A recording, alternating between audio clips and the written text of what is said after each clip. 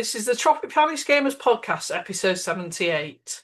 Childlessness is not the end of your story. Today I'm welcoming my guest Jolanda. Jolanda, would you like to introduce yourself properly? Thank you for having me here. So, my name is Jolanda, and I'm a life coach. I help women who are childless not by choice.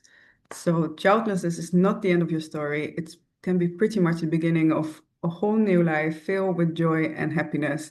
And that is where I take women from that place of grief, not knowing where to belong, to that place of belonging with hope and joy. Okay, so that's quite an important topic that isn't often covered, especially in the UK, because I know you're not from the UK. So it's got quite a stigma to it here. So how did you get into that? What is a bit of your backstory, if you don't mind sharing? No, I would love to share because that's the whole reason why I started focusing on this is because I am childless. And if I can take you back to my story, I would need to take you back, yeah, quite like around 5 years ago. I was in a very long-term relationship, pretty much with the idea of raising a family, being in it together for life. And then when that relationship ended, like when I was in the ruins of that relationship, I just knew that this would not happen for me. So when I say the word infertility, most people think only about medical infertility. And in fact, if you look it up in the dictionary, infertility is solely defined in a body that is failing. However, I made steps in life to get there, to have a child. Like I pictured it. I pictured holding my baby. Like I believe you have children, right? Yeah, I've got one. Yeah, so you remember maybe when it was a baby and like you're holding your baby and it's looking up at you with these big eyes, with full of trust and love, and you're their whole world, right? So I Yeah. imagined that. And I imagined it would be a daughter and I would name her Julia. So when that relationship ended, I was late 30s and I knew that life would never happen for me. I knew Julia would never exist. Mm. And I couldn't go anywhere with my story. Because when I talk to other childless women, a lot of times they say, but your body's not the problem, your life is. Or they would say, it's your choice. It's like, I made choices towards that family. I was that woman who wanted a child, but it didn't happen for me. So whether it's by circumstances, socially, or medically, we're at the same point. We're women who wanted to have children and we dreamed of it. We pictured ourselves holding a baby and it didn't happen. And that took a while to understand that. And I thought I need to make a voice for this. And there must be so many other women who are in the same position, who either never found the right partner, never had the legal right, never found the financial or housing stability to have a child. God knows, there's so many circumstances that you can think of. Yeah. But we still carry the grief. We still need to work with that grief. We need to give that grief a place and build a way forward. So realizing that there wasn't really a space for that, I said, then I create a space for that. Like, this is my profession. This is what I do. I coach people to get to a better place, to get to a better mindset, to deal with the emotions. And that's how the two came together.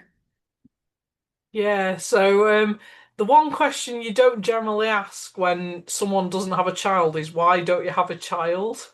Because you don't know whether Hmm. they're going to say it was because they chose not to have a child or they're medically unable to or they're socially unable to. There's so many well, not options, but so many avenues you could go down. And it's a very dangerous topic to cover, I think. But it's great that we could talk about it on this thing. So I was talking to someone this morning because I lead networks, and she was like, "Well, it didn't happen through choice. She's childless because her relationship didn't work out at the time. So it's similar to you in a way, but Very. it, there is the grief of that, and I can't actually relate to that. This is the first time that I've done a podcast episode where I can't actually relate to that situation. So, um, it's definitely interesting. So. how did you come to terms with the fact that you weren't gonna happen, as it were? Oh, I'll get back to it, but if I can just quickly throw back on what you just said, because I remember that we spoke briefly before another day Mm. to do this podcast, and you're like, "Oh, when you mentioned the topic, I got really scared because I have a child, and I'm afraid to mention it now." And that's exactly the stigma that you mentioned before, and what you said like now, that it's hard to relate. But I think generally what we want is to be heard and seen like anyone else. Yeah, So, and my magic formula is for that, like I created a formula on how to approach this because it can be very scary. The same as it can be for me very scary to ask a friend about how is your kid doing because I'm a bit clueless. I have no idea what to ask. I haven't been through that. So yeah, I generally follow this rule. I think it's a very good rule for everyone to kind of first ask permission to ask a question because it could be that you are in a particularly bad place that day and you're not up to talking about it, which is fine as well. So I think the very first thing is always ask consent. Like, can I ask you something about this? Are you up for that? And if the answer is no, then it will be another time. And if the answer is yes, then it's like to acknowledge the situation and then ask the question. Because you don't need to know how it is for me, the same as I don't really need to know it is real, but I can genuinely care and show interest in how your life is, what is important for you, the same as you can do for me. yeah, But it is true what you say. The scary part is that if me as a childless woman are having a day that I'm particularly triggered by something or emotional, then it might not be the right time, and then the conversation can get awkward. So. yeah, So I just quickly wanted to fit that in to answer that question about the stigma and that it can be scary for other people. So to come back to how I got over it, pretty much the same as what the program I'm following with the women now, and that is understanding the emotions. I think understanding and acknowledging what you're feeling, why you're feeling, because it is invisible, it's very hard. Because you have people from the outside who say you imagine everything. And it's like, am I going crazy? I know that that feeling is real. Like I have feelings. So I think yeah, the mapping out of the feelings and where they're coming from, and then understanding who you are, like what you want in life, and then from there on you start to map it forward. And a lot of practical tools come along with it, like how to deal with emotional triggers, how to set your boundaries to protect your mental health, um, and practicing. It's a lot of practicing. That's the hard part. We didn't ask for this situation. We're yeah, not at fault, but we need to deal with it. So it's a lot of practicing to get comfortable with how to deal with emotional triggers, to get really superstars in that. And then life yeah. will get better. So it's a very delicate thing when you know as a woman you've basically got a ticking time bomb for when you can have a child as well. Because the Mm, men don't have the same issue. They can have it however old they are, but women, it's like before I had before I hit 35, everyone was asking me when are you having your next child? But I didn't want another child. I specifically chose mm, not to have a second child. But I had to literally tell my relatives when I hit 35, stop asking me because they were on at me all the time. When are you exactly. having your next? And I just couldn't get them to shut up. I was like, when I hit 35, stop asking. So they did stop asking. That was 4 years ago for me. So um, I'm glad that the pressure is no longer on, but the pressure's a real thing, isn't it? Yeah. And that's what I meant with the question. I think generally it comes from a place of love and well-willing for you that they ask the question because they equal it with happiness, having a child. But at the same time, they need to ask whether they can ask the question because you might be on a particular stressful day and answering that question might be the last thing on your mind, like the last drop of pressure that you need in your life in that particular moment. So if people are not considerate for how you're feeling on a certain day, that makes or breaks it. Yeah. And as young teenagers and like young adults, it's I think it's important to educate the young adults and teenagers like what you can expect, what you know, be prepared for everything, really. Not just Exactly. that I if you love have that a you're saying baby. that. I really love that you're saying that. I think, at least when I grew up, I think the focus was so much on be independent, study, get a good job, get a home.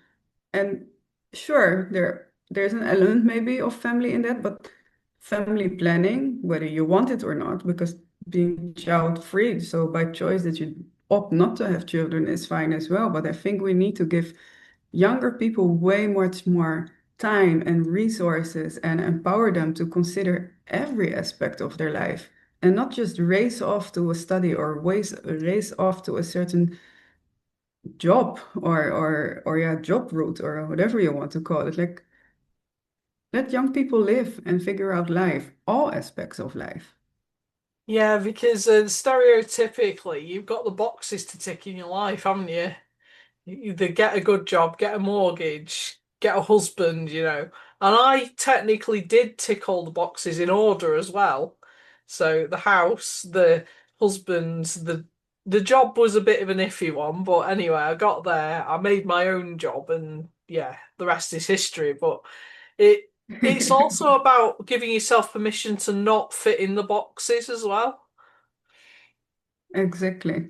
And that's why I think it's important that what you highlighted, like we need to give the new generation a lot more time, a lot more playful time to figure out life.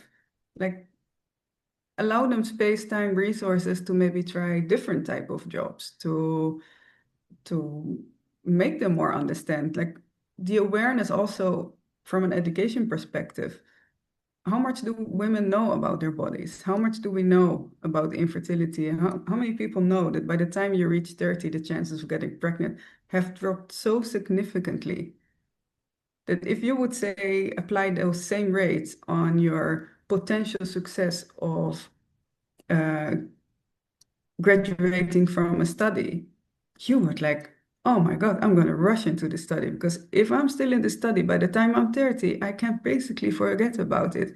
But we don't think and we don't educate people in the same way about infertility or about fertility. And the biological time span is real. We can work Yeah. till we're 70 and live till we're 100 and we're getting older and we're working longer. But Mm. that window is pretty much the same as ever. Yeah, and the time goes quite fast as well, I've found. Yeah. So Well, it's generally a good time in your life, and that time flies. yeah, time flies when you're having fun, that's all I can say. So, how do you actually help people today then, in the present day? Well, first of all, my main priority was really to make it accessible for everyone. I generally find it troublesome that infertility is becoming a business model. And by that, I mean it's getting more popular to freeze your eggs, so you buy a bit more time as a woman. But I've Yeah, also heard the heartbreaking story that it's an invasive and expensive treatment, first of all, and you need to pay every year for them to keep your eggs, for that company to keep your eggs in the freezer, let's say. yeah. And I heard heartbreaking stories where a woman in her third year lost her job, she had some financial setbacks, and she simply could not afford it. And that meant the Mm. end. So having that setback meant the end of her having her possibility of becoming a mother. And I think that's absolutely heartbreaking. Yeah, Like it becomes a game of whether you can afford it. So I'm not a big fan of economizing it. So my very first priority was to create a community that's free. You have the resources, weekly available there. People can post there, people can ask, people can chat with each other to have a space that is safe where no one says in between, why don't you adopt? Or when are you gonna have to, why didn't you do this? It's your fault. It's not, it's your choice. Like safe from all these comments that can harm at any point in time. And then apart from, on top of that, I have the coaching program. So that can be ad hoc sessions that you're having a particularly bad moment, bad day, and you want to talk it through, to the structured program to say, I know I'm in this, I know I'm grieving, and I know life can be more beautiful than this. Let's go there. And that's then a whole program with a lot of practice of boundaries, of emotional triggers, and identifying, uh, yeah, where the client Yeah. wants to go. So you sound like a very valuable resource in times of uncertainty and fear. That's a good place to be as a coach. Yeah, I mean, since I've lived it, I'm very passionate about it. Yeah. Well, where do we find you if people would like to work with you? So the community, the website and the community is called Thriving Without Kids. So if you go to thrivingwithoutkids.com/community, you can sign up for the community. Like I said, it's completely free. You can participate as much as you like. And otherwise, you can find me at thrivingwithoutkids.com. And there's all my information, my history, my story, and you can contact me there. Amazing. So thanks for being my guest today. Hope you've enjoyed the conversation. Um, Yes, I loved it. Thank you. and all the best with your coaching and helping Thank people. you. It was a pleasure.